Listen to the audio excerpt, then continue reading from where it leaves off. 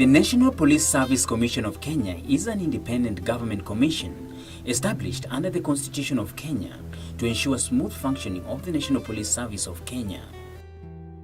Under the chairmanship of Johnston Kavuludi, the National Police Service Commission, in exercise of its mandate and in line with the provision of the Constitution as outlined in Article 24, is mandated to recruit and appoint persons to hold or act in office in the police service, confirm appointments and determine promotions and transfers within the National Police Service, to observe due process, exercise disciplinary control over and remove persons holding or acting in offices within the service, and finally, to perform any other functions as prescribed by the national legislation. The National Police Service is faced with numerous challenges, chief of which is the rising insecurity, lack of equipment, housing, and growing populations that far outweighs the police to citizens ratio. Despite their exemplary work, according to research conducted by Transparency International Kenya, the Kenya Police Service remains the most corrupt-prone public institution. According to the report, the Kenya Police took the lead as the sector most affected by bribery, with an index of 70.7%. It is noted that though the police have been undergoing reforms, with the establishment of the National Police Service Commission, bribery is still rampant. The police officer you see is a product of our own society. He mirrors or she mirrors what our society is.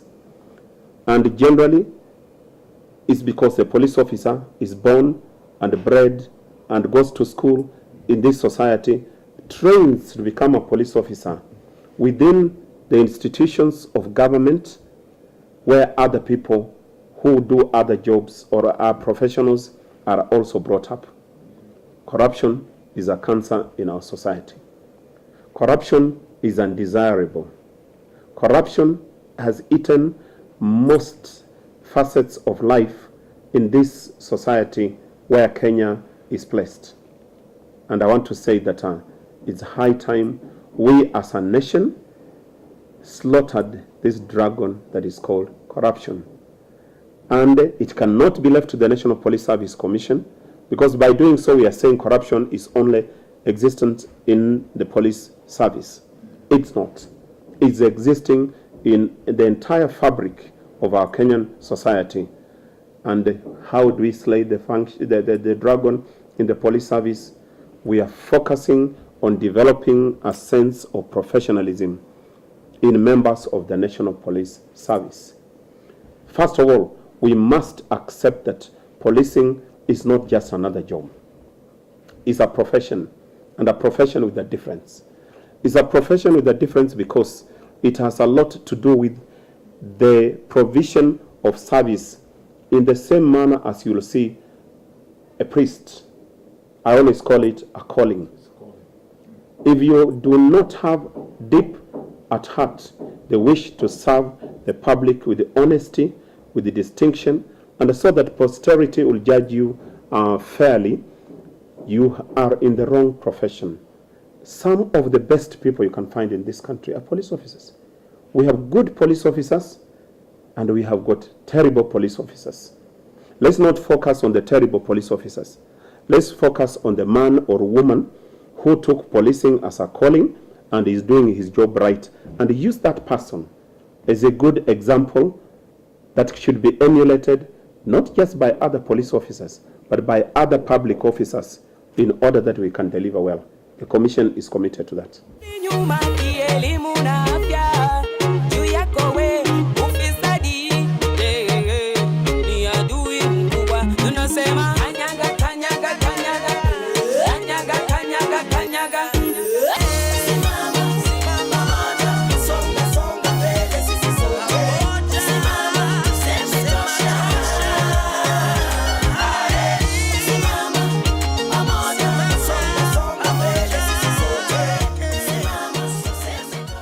Good evening, fellow Kenyans viewing and listening to this program, Moving the Masses. Once again, we come to you courtesy of the National Anti-Corruption Campaign Steering Committee, whose membership today is led by the chair His Grace Dr. Eliud Buabukala and his team who are present in the studio. And we have as our guest the chairperson of the National Police Service Commission, Johnston Kavuludi, himself a seasoned civil servant, accompanied by some of his commissioners. And we want this evening to discuss corruption in the National Police Service. As you are aware, upon promulgation of the Constitution of Kenya 2010, what was formerly known as the police force is now known as the police service. And we as Kenyans expect there is a different force that serves us. But we know, as the chair said, corruption still afflicts that force. Johnston, welcome. Thank you very much, Professor. Kenyans talk about, talk against, castigate members of the police service, complain about how corrupt they are. Despite the best intention of your institution, these problems still remain. But Kenyans are aware that in the next few days, you are going to begin massive recruitment, and they want to hear it from you. Will it be corruption-free? Thank you, Professor. As you've rightly stated, the National Police Service Commission shall be recruiting 10,000 police officers to join our training institutions where police officers are trained. It is the first time this country is having to recruit such a large number of recruits into the National Police Service. And this has been occasioned by the need to ensure that the ratio of police officers against the population meets the internationally set standards of 450 police officers, 450 Kenyans or civilians for every one police officer. I want to assure the public that this massive exercise is one for which the National Police Service Commission has prepared for extensively, and we are putting the very best of effort in ensuring that we carry it out in such a manner that all Kenyans appreciate that our efforts are directed at making it corruption-free. Johnston, corruption in the recruitment exercise has been done in a very ingenious way. Bribes are paid beforehand. It used to be through M-Pesa. They no longer use that. They use many methods, including monies being paid to relatives of the recruiting officers. And the information is sent to the recruiting officers by messages on people's feet, people's hands, and all parts of the body. How are you going to ensure that these ingenious methods are not used so that the listeners out there will be satisfied that this time round, under Johnston Kavuludi, it is different? As I have indicated before in various fora, we need the entire Kenyan society to come up and ensure that the process we are going to carry out is indeed corruption-free. The National Police Service Commission, on its own, by itself, will not ensure a corruption-free process. Against this background, I would like to indicate that our preparations are such that we deviate from past practice. Unlike before, we're going to have the recruitment based at what we used to call districts, now sub-counties. At every sub-county, we shall have a recruitment panel, which is not going to be exclusively made up of police officers. We have expanded the membership to ensure that the sub-county commissioner chairs that panel. And that panel includes the OCPD, it includes the county police officer who is in charge of the administration police. NIS is there deliberately because we should be in a position to receive information through their normal channel about how the recruitment went. We are also including the church-based organizations because we believe our church leaders are capable of monitoring and evaluating the extent to which a recruitment process is corruption-free.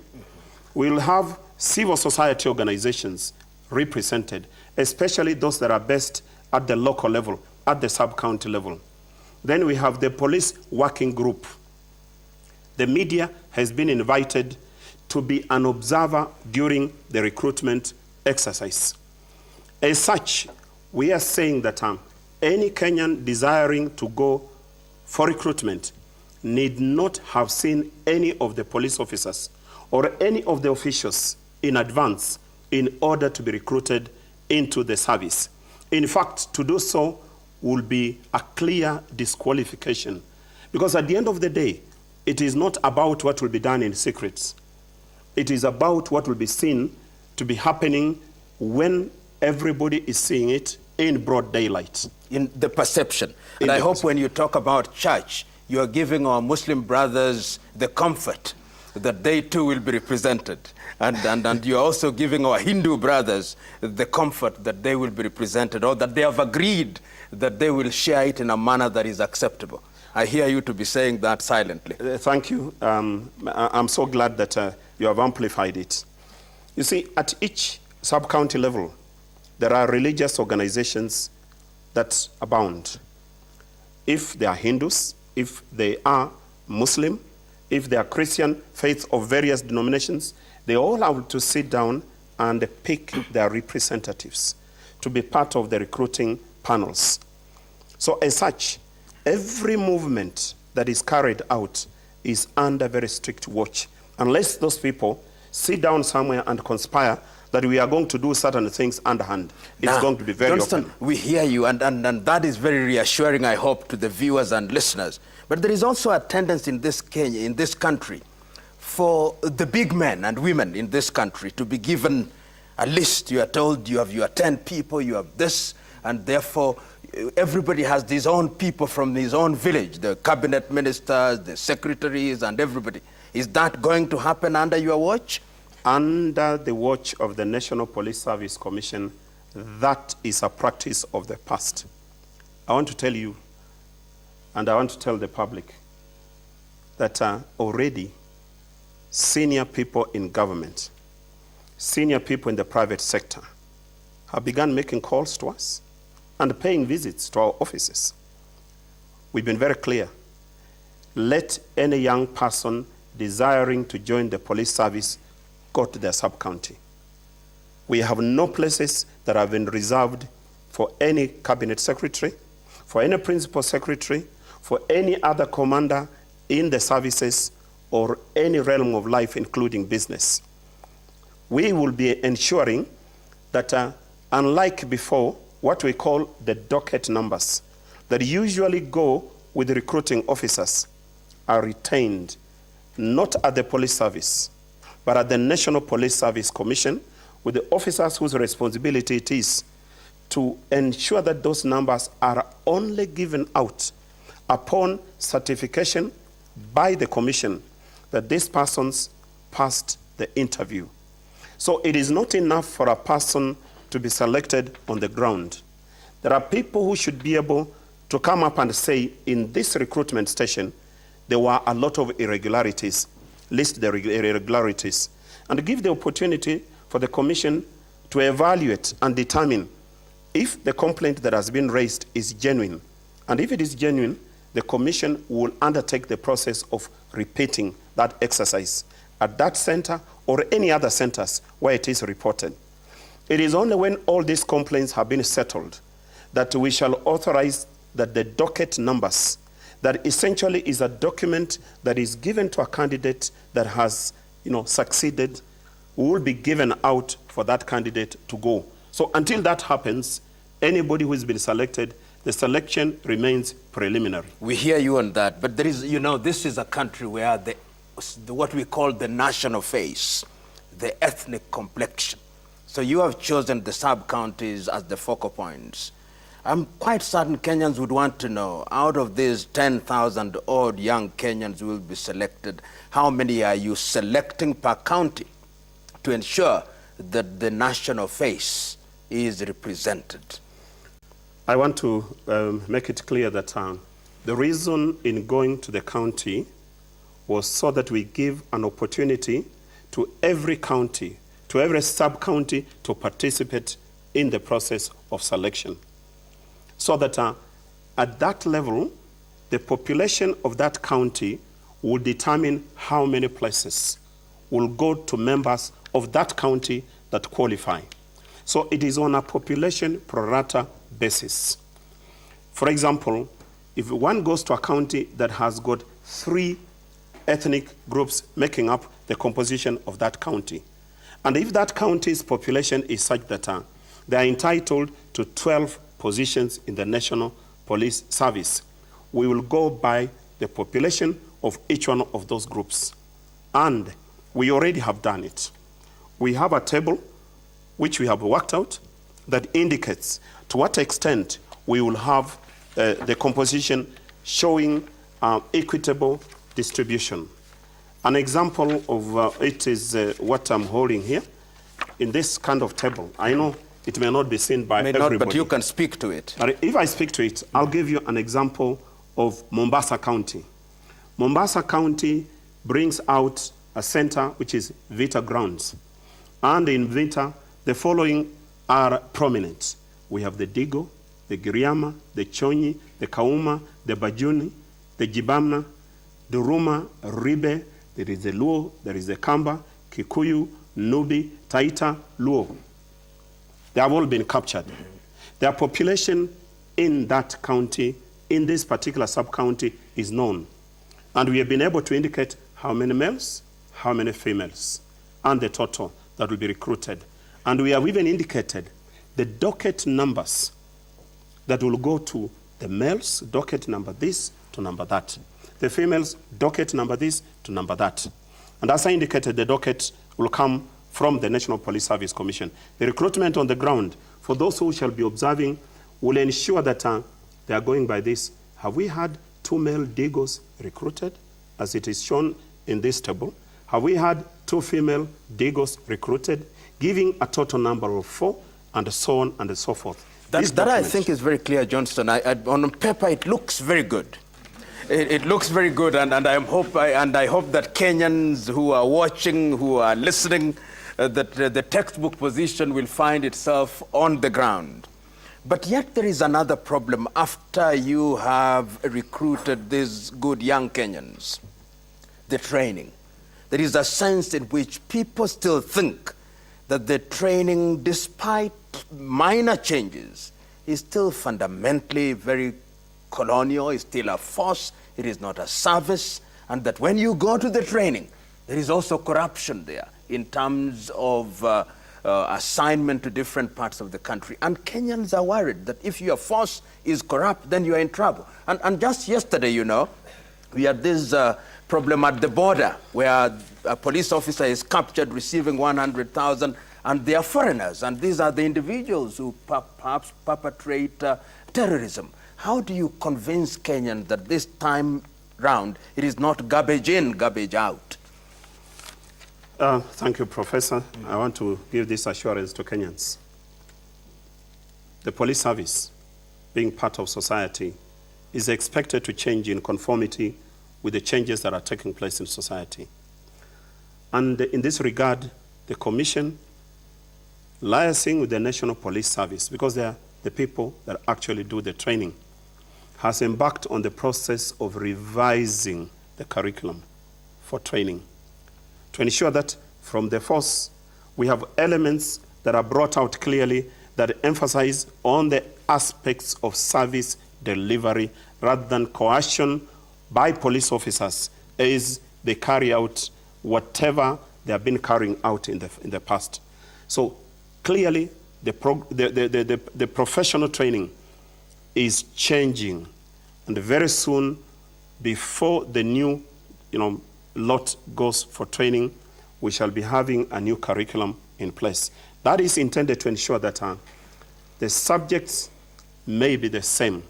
The training modules will be different. The processes and procedures will change. The emphasis will be much more on humane treatment of the population, wherever people are going to work. It is this emphasis on the delivery of service, the public relations, good communication practices that will ensure that it is not business as usual. So that a person coming out of Kiganjo or the Administration Police Training College or even the GSU, where we used to hear it was only based on Fanya Fujo Wone, it will be the extent to which they can interact with the society, with the community. And how do we ensure that this works? Part of our policy, which is a policy the National Police Service is going to use, is ensuring that police officers, apart from being housed in police lines, will also be given an opportunity to live with the communities. Hence, the current push, in which you can see clearly, and this process was initiated by His Excellency the President. Police officers are having to live in homes, houses, within estates that have been rented by the government for police officers to live in. What is the impact expected? That we will begin to see a more friendly relationship developing between the police officer who lives in a neighborhood where there are people that will appreciate that a police officer is part of this society. And therefore, when it comes to an assignment, there is never going to be a situation where the National Police Service Commission is going to allow the National Police Service on its own to begin looking at what people call lucrative places or lucrative positions. Indeed, it will be useful and instructive to note that a lucrative position is only in the past. It has only been seen to be that position where an officer can make an extra coin. An opportunity to engage in corruption. Precisely. So I hear you saying that after this exercise, our police officers will be more like Boy Scouts and Girl Guides, which is what we look forward to. Firm but nice.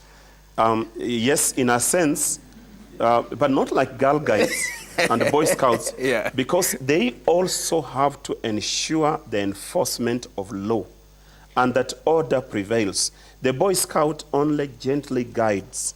But if you look at the definition of a police officer or a policeman, policewoman, they have to ensure the law is followed to the letter.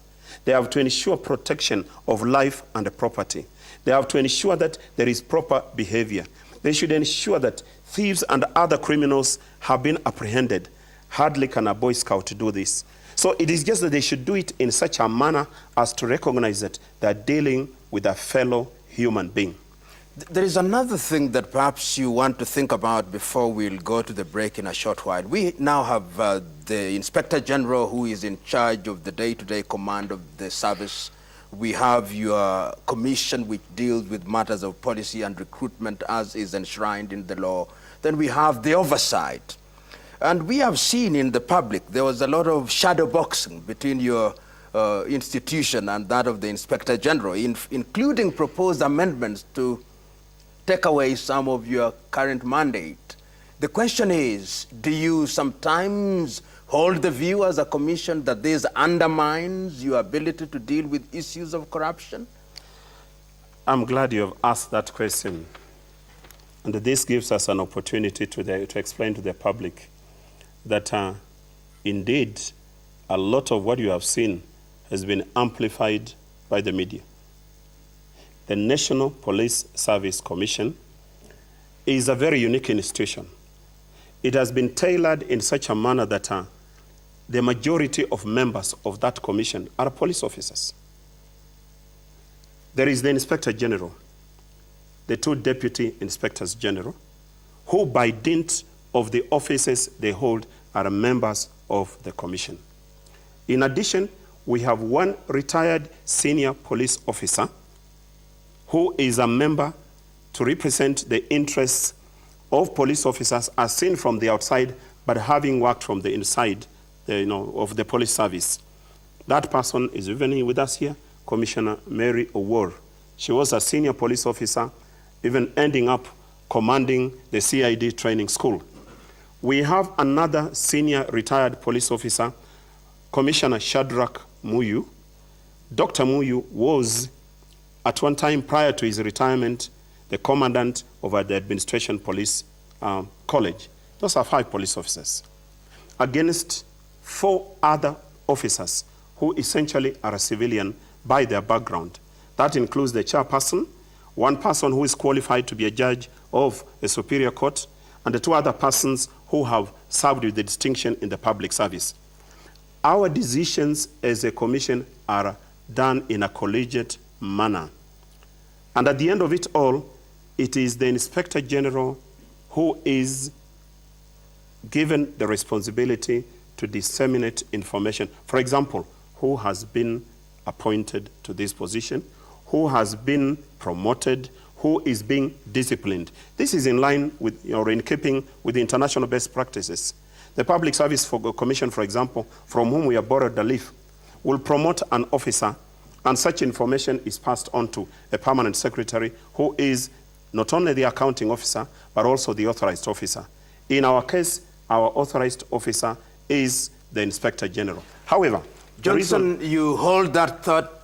Wazalendo wa Kenya, mgeni wetu hii leo ni mwenyekiti wa huduma ya jeshi, huduma ya polisi, sio jeshi siku hizi, Bwana Johnston Kavuludi, ambaye anazungumzia swala hili ambalo linatukera sisi sote la ufisadi. Na kama mjuavyo, takwimu zinaonyesha kila kukicha ya kwamba jeshi letu au huduma yetu ya polisi bado inaathiriwa pakubwa na visa vingi tu vya ufisadi, na anatuhakikishia kwamba katika mchakato mzima wa kuwasajili maafisa wapya, ufisadi utakuwa umepigwa teke na utafanyika tena. Kwa hivyo wacha tupumzike kwa dakika chache, tukirejea tutakuwa naye tena Bwana Johnston Kavuludi.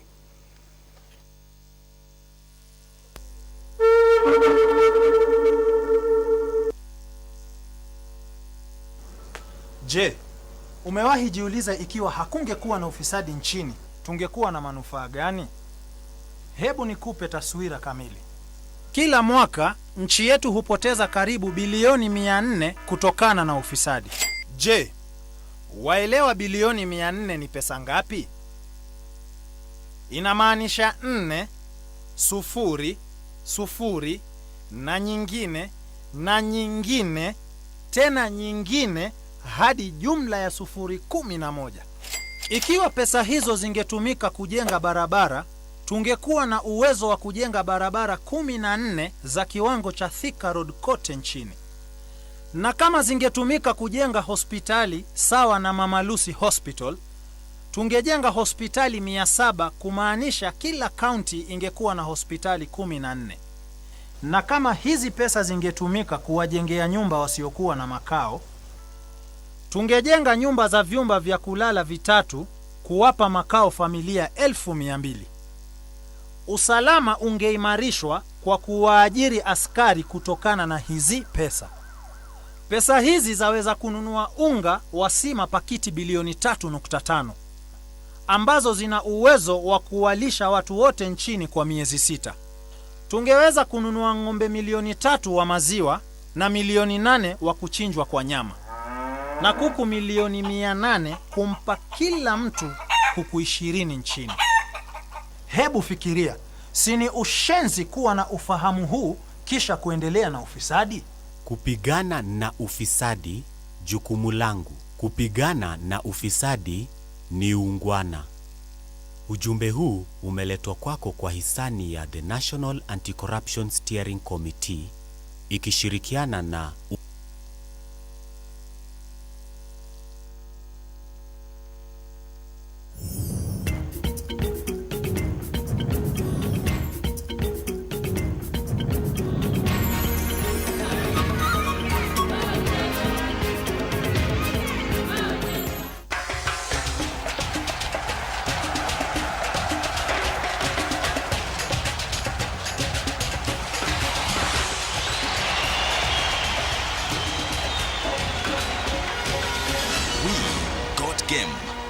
Nataka machungwa. Subiri tu kidogo, analetwa. Nachelewa.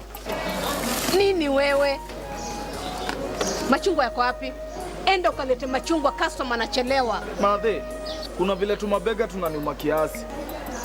Shika hii kaluma yangu. Kaluma Pain Balm ni dawa ya kusugua iliyotengenezwa kutoka kwa miche maalum ili kutuliza maumivu ya misuli. Kaluma Pain Balm. Maumivu ya kizidi, pata ushauri wa daktari. We, kaluma yangu.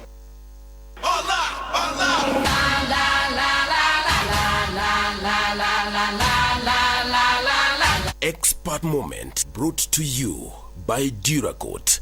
1 goal to now. Higuain with his first goal of the 2014 FIFA World Cup. His 21st for his nation. Indeed. Experts Moment brought to you by Duracoat. Are you lonely, bored, looking for a partner or someone to talk to? Well, look no more. Call 0900 620 222 to talk and socialize with new friends without disclosing your phone number.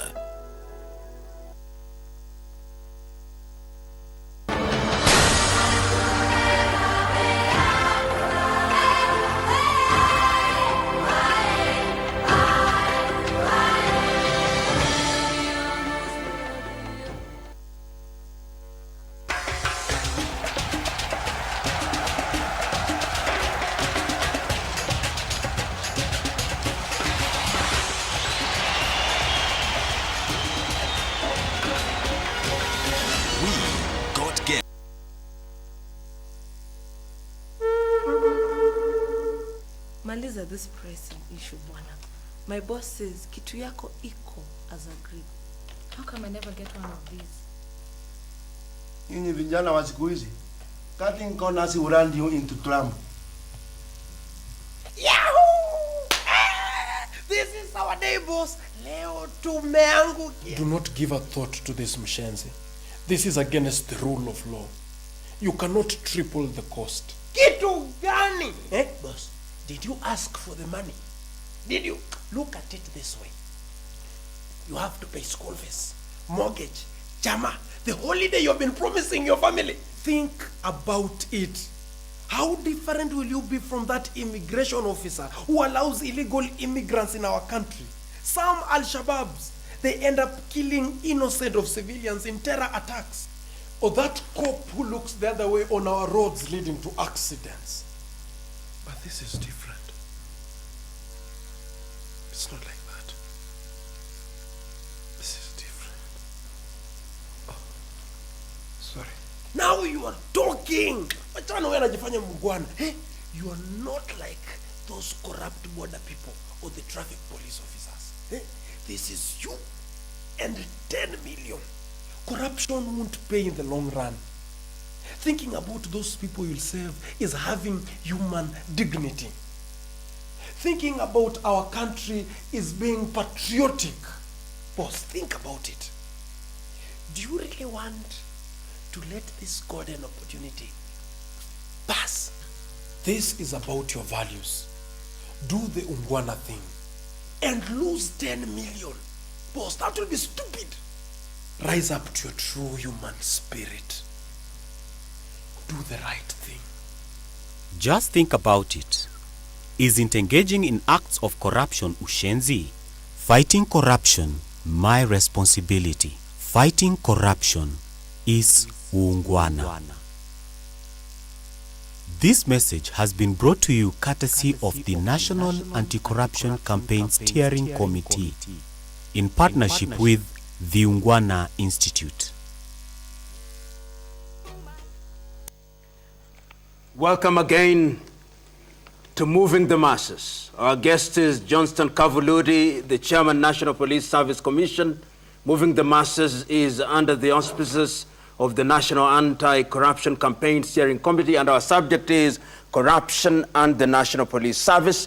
We have identified some of the concerns, and Johnston has explained to us what the agenda of the service is to ensure that corruption is eliminated, to ensure that the service serves the nation. And he has reminded us that we are also co-authors of our own misfortune.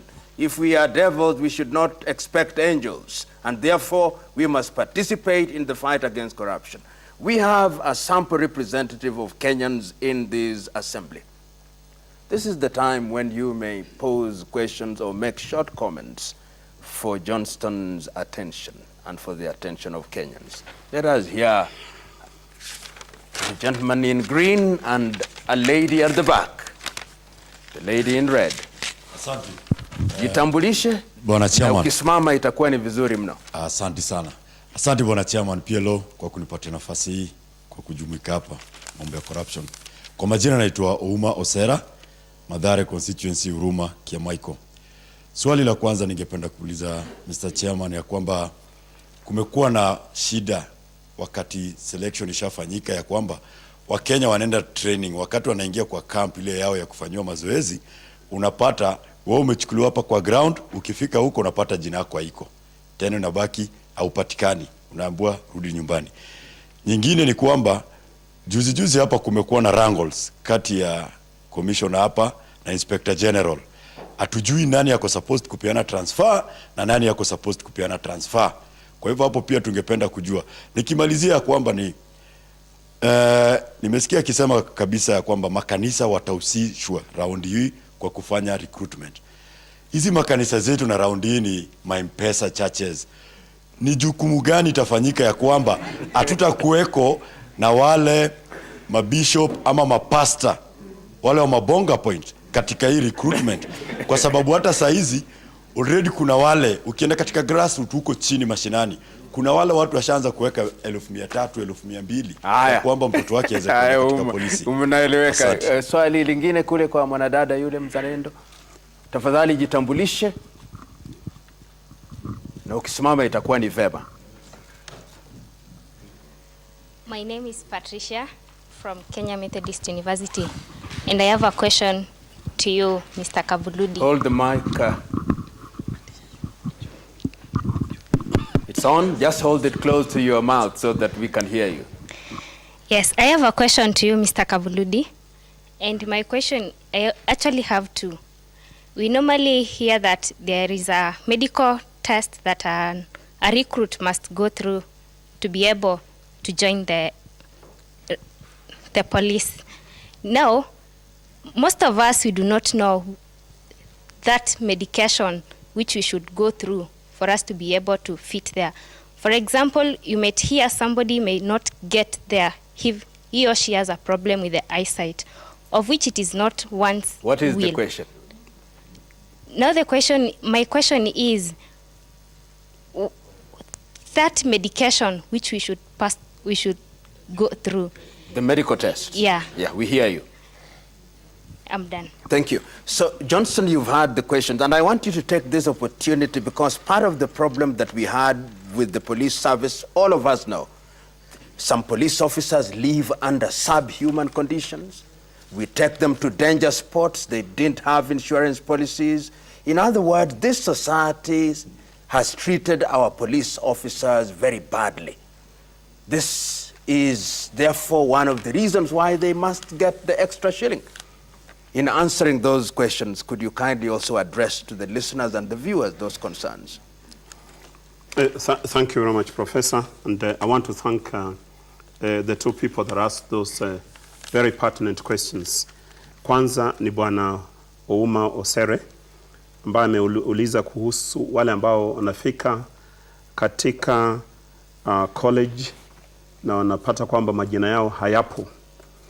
Nataka kuhakikishia kwamba kitu ambacho hatajakuwa nacho siku zilizopita ni ule utaratibu wa mwananchi kupiga report kwa wale ambao wanahusika kwamba mimi nilichaguliwa, nikajiandaa vizuri, nikasafiri, nikafika katika chuo cha Kenya Police College ama Administration Police College na nimetumwa nyumbani. Tunataka kuwauliza wote ambao watahusika kwamba ikiwa mmoja wao atachaguliwa afike katika training college na apate kwamba jina lake halipo, raise the issue with the commission. Hiyo ndio sababu commission iliwekwa pale ili kuona kwamba haki imetendeka. Nasi tutataka kujua kitu gani kilifanyika wakati ambapo mtu alichaguliwa na ule kwa wakati ambapo alifika katika kituo ambacho atapata mafunzo kuwa mwanapolisi. That we have established a unit at the National Police Service Commission headquarters to deal with such complaints. Na nawahakikishia wananchi kwamba wasiwe na wasiwasi kwamba hilo swala litakosa kutiliwa maanani. Sisi kama commission tungependa kuona kila mtu haki yake akipewa. Haki ikitimizwa, wananchi watakuwa na imani kwamba selection is fair and it is free. Na nasema kwamba jukumu la kila mwananchi pia ni kuripoti kisa chochote ambacho hakiambatani na yale masharti ambayo yametolewa. Na nilikosa kuwaeleza na ni vizuri niwaeleze kwamba ni masharti gani ambayo lazima yatimizwe. Kwanza, yoyote ambaye angependa kuchaguliwa kuingia kikosi cha polisi awe amehitimu katika kiwango cha D+ KCSE. Mbona tukasema D+? Hapa awali kimo cha C, hiyo ndiyo ilikuwa basic. Lakini tukapata kwamba kuna vijana wengi ambao wangependa kujiunga na kikosi cha polisi. They have policing in their blood and they can make very good police officers. They are at the level where anybody will consider they are properly educated, but they can't get into it. Because policing as a profession will not necessarily require people of very academic minds, where your job is to read, to write, to make papers.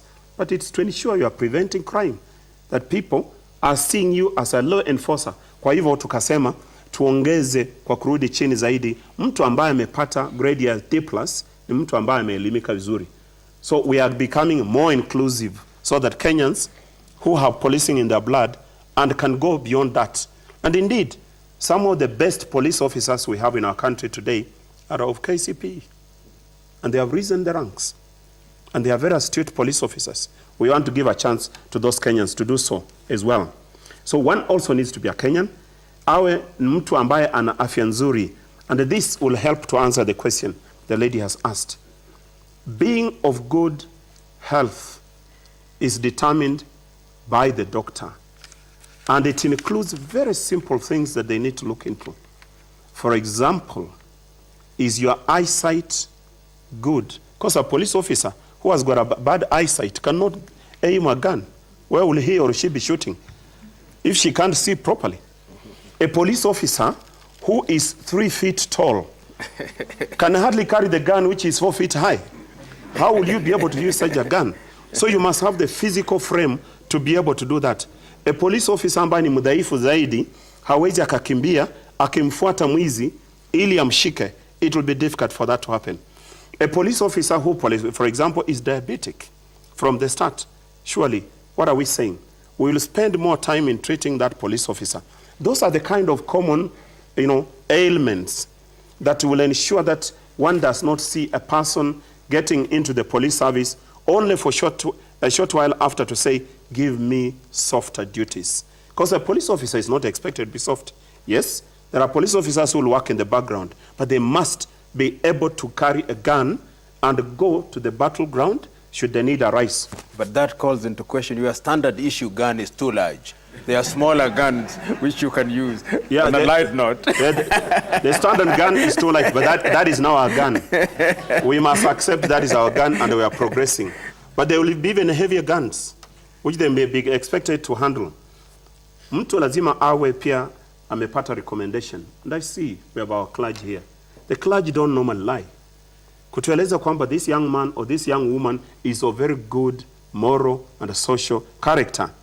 And then that will lead to satisfying what is in chapter 6 of the Constitution. Na kila mtu ambaye atafika pale lazima iwe saa 2, awe na zile documents zake, certificates za kuonyesha kwamba nimetimiza D+, nilikuwa secondary school living certificate, ID card yangu inaonyesha mimi ni Mkenya na niko na miaka 18 kwenda juu, lakini kupungua 28. Na pia atapewa nafasi ikiwa ni wanaume waende kando. The testing will be different. Wale ambao ni dada zetu pia wataenda kando.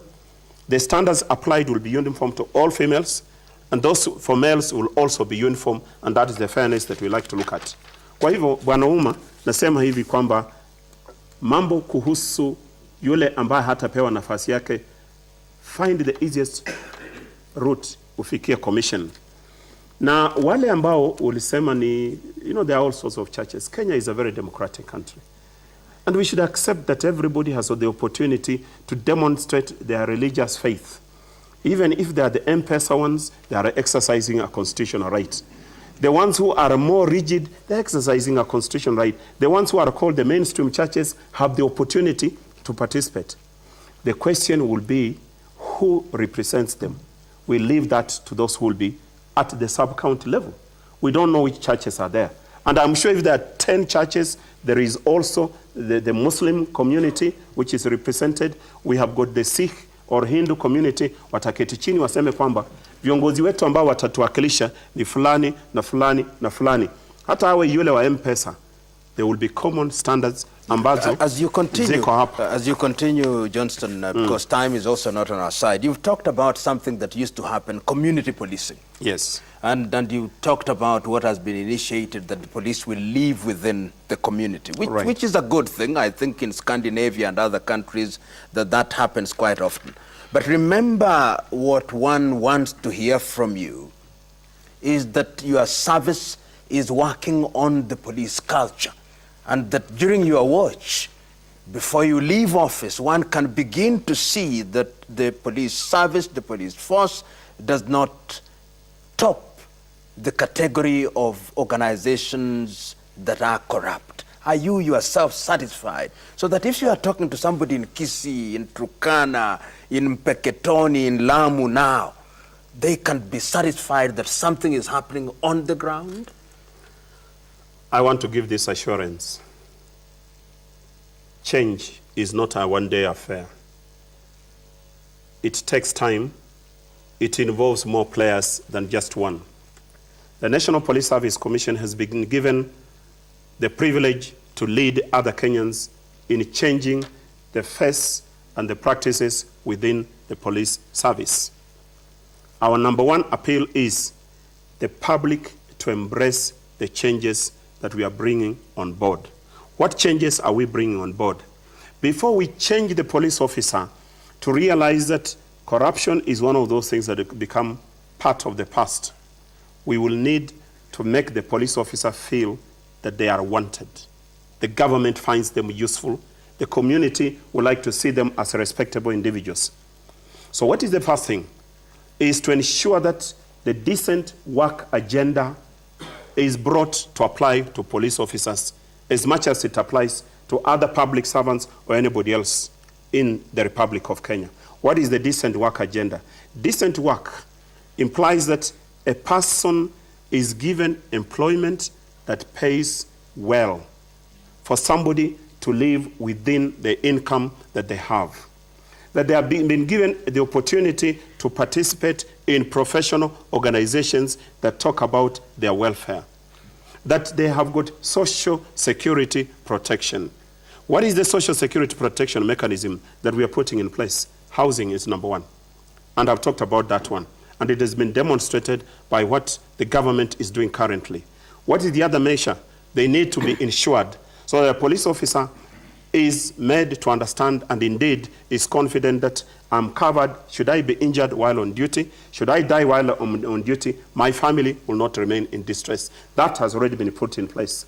There is also emphasis on the fact that a police officer, having been paid well, has got other opportunities. If there are female police officers, maternity leave. If there are police officers from other facets, they are given an opportunity to leave, visit their families, to be able to be transferred to stations in a manner that is humane. There is also the need for us to ensure that Kenyans change their culture towards the police officer. The police officer is human. When you tell the police officer that I have made a mistake, but I want to get away with it by paying you 200 shillings, the police officer, like any other human being who may be having a problem, will be thinking about, the immediate effect. Can the Kenyan change so that the Kenyan is able to say, I'm sorry, I made a mistake, take me to court? But until we do that, we'll be inciting police officers to begin to say, yeah, that's right. I'd like to go to court, instead of offering a bribe. And I want to say we started off very well as Kenyans.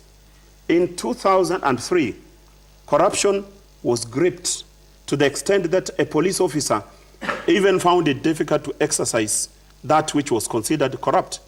The public will apprehend a person or a police officer. Where did we go wrong? We slackened. The question we need to ask is, where did we as Kenyans slacken? And let's pick it up from there. Johnston, as you continue, one of the things that are during your watch, remember your body is a unique body. Remember that the Constitution now has a structure that ensures that there is check upon check. You have the Inspector General, who are the professionals. We have you, who are supported by professionals. We have the oversight. What are the three things, I know there could be many, that you would want Kenyans to judge your commission by when you finish your tour of duty as regards the fight against corruption? Three things only. Number one is to change the structure of the police service to be consistent with the modern policing standards. How do we do that? We already have started the process of vetting police officers. Why are we vetting police officers? To determine suitability and the competence to imbibe change. Once you have finished with the process, that in itself is not reform. It is setting a platform on which reform will be built. Secondly, we would like to be remembered for ensuring that we have put in place mechanisms that ensure that a police officer is seen as part and parcel of the community where that police officer lives and works. How do we ensure that?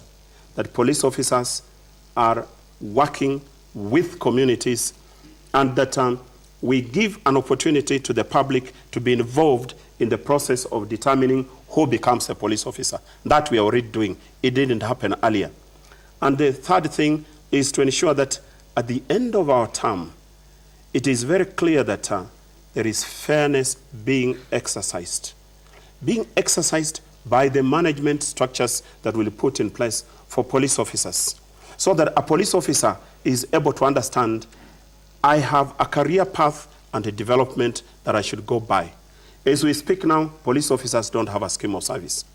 This commission, in the next few months or so, will be putting in place, and it will be launching a scheme of service for police officers to determine their career path and development, which then will make sure that Kenyans who want to join the police service are very clear in their mind what they want to become, and that they are not going to the police service in order that they take opportunity of the weakness in society in order to enrich themselves. If we have that, and we have the Police Service Commission working in such a manner that it clearly establishes very clear, smooth transitional flow, then we will have ended up with a situation that we'll easily call that we have civilian policing in place.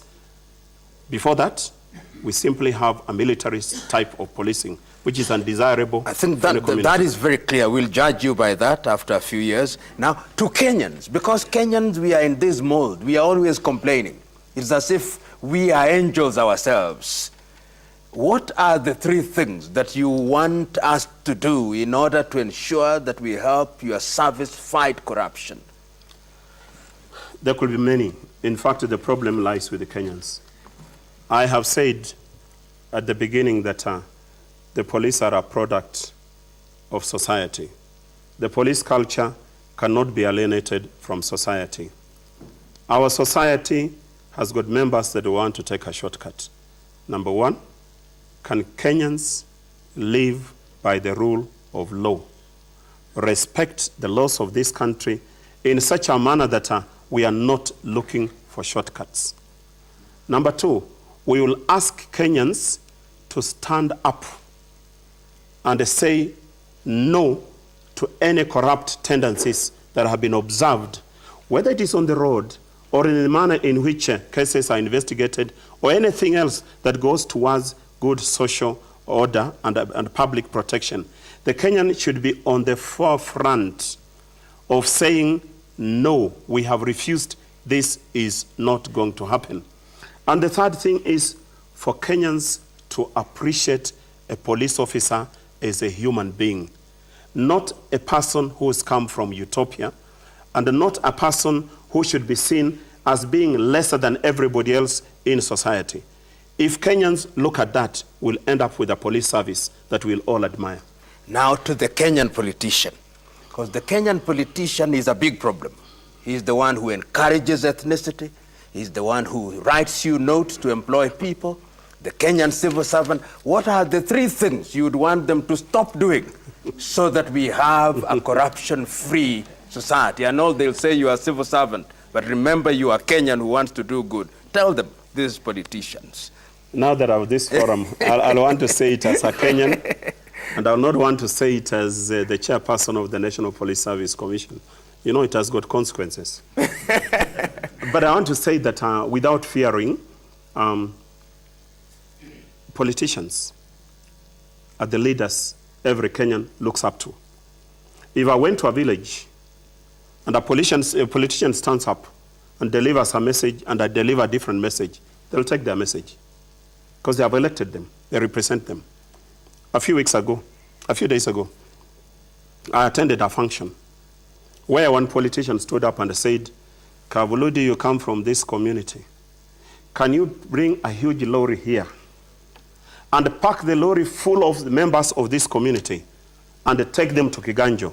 Because it has been done in the past. And everybody clapped for them. And I stood up and I said, Mheshimiwa, I would like you to do one thing. Teach Kenyans how to be honest. Teach them that the chairperson of the National Police Service Commission was not put in place to serve this commission, and ask members of this community who are your voters to follow due process to arrive in Kiganjo. So number one, I'm saying the police officer should not be misused, should not be abused by the political class. The second thing is the police officer is a person the politician would like to respect. Kindly don't expect favors from the police officers simply because you happen to be a leader at a level that is different from everybody else. And we like the politician also to do one of the best things that can be done. Support the commission in the quest to reduce or to eliminate corruption within the police service. And finally, which is the fourth thing, is that the politician as a leader has been known to build facilities for schools, for hospitals, to do roads.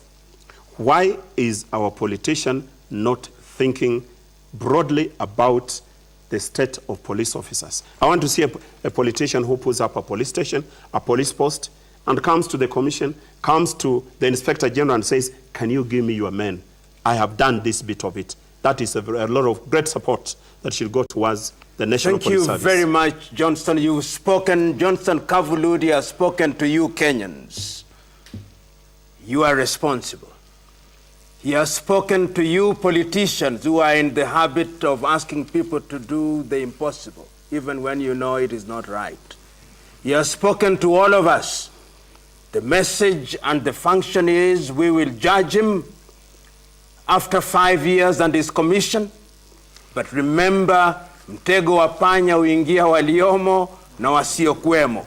And remember that the National Anti-Corruption Steering Committee, in trying to move you, the masses, is speaking to your heart and mind that you may do that which is good and right for this generation and generations yet to be born. Johnston, thank you. We wish you the best of luck. It will not be easy. We'll abuse you, but ignore us. Do the right thing. Thank you, God Professor. bless you. Thank you. Bless you. Thank you indeed.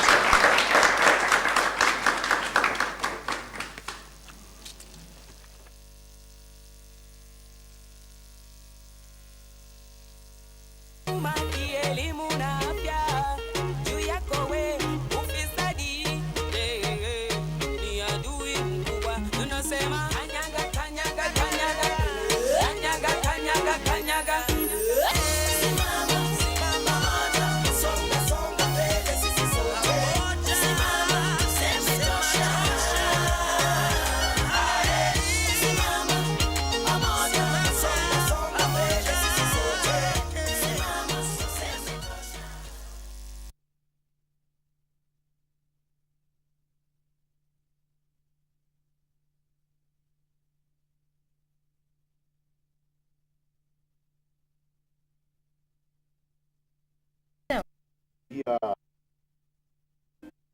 nikacheza acrobatic, nayo kwa bahati nzuri nikaingia. Okay, wakati nilikuwa acrobatic tukaita